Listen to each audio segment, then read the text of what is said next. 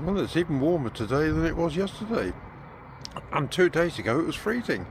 It's windy, overcast, and the temperature is 10.4, 6.7 overnight, and 14.1 during the day yesterday.